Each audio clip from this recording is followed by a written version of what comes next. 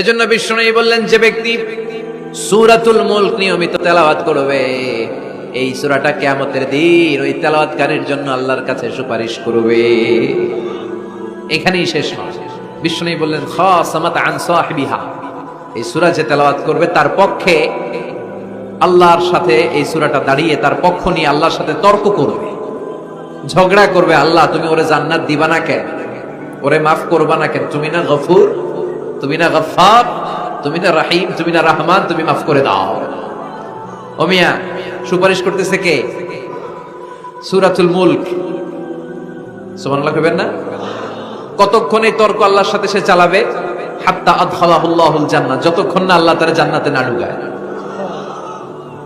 এখানেই শেষ নয়, বিষ্ণু বললেন, মান ক্বারাআ বিহা ফি লাইলাতিন ফাকাদ আকসারা ওয়া আতাবা, রাত্রি বেলায় যে এই সূরাটা তেলাওয়াত করবে পুরো রাতটাকে বরকতময় করে দিবে কে?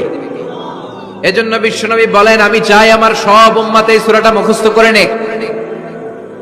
আমার চাই আমার ছোট বড় আবাল বৃদ্ধ বনিতা সব উম্মতের হৃদয়ের মধ্যে এই সূরাটা গাঁথা থাক, মুখস্থ থাক, হিফজ করা থাক। আমরা বিশ্বনবীর উম্মত না? কথা কন। নবীর এই আশাটা আমাদের পালন করার দরকার আছে না নাই? আমরা কি পারি না এই সূরাটা মুখস্থ করে রাখতে?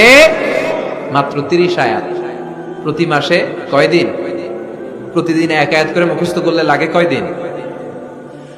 প্রতিদিন এক আয়াত করে মুখস্থ করলে 30 দিনে এই সূরা মুখস্থ করতে রাজি আছেন? সবাই রাজি আছেন তো? মনে থাকবে? নেক্সট টাইমে নেক্সট ইয়ারে আসলে জিজ্ঞেস করবো যে সূরা মুলক মুখস্থ হয়েছে কিনা। হ্যাঁ, মনে থাকবে তো? আল্লাহ তুমি তৌফিক দাও। এই সূরাটা পড়লে আল্লাহ আপনার দৃষ্টি শক্তিকে খুলে দিবে। আপনার চোখের সামনে কোনো পর্দা থাকলে পর্দাটা সরে যাবে।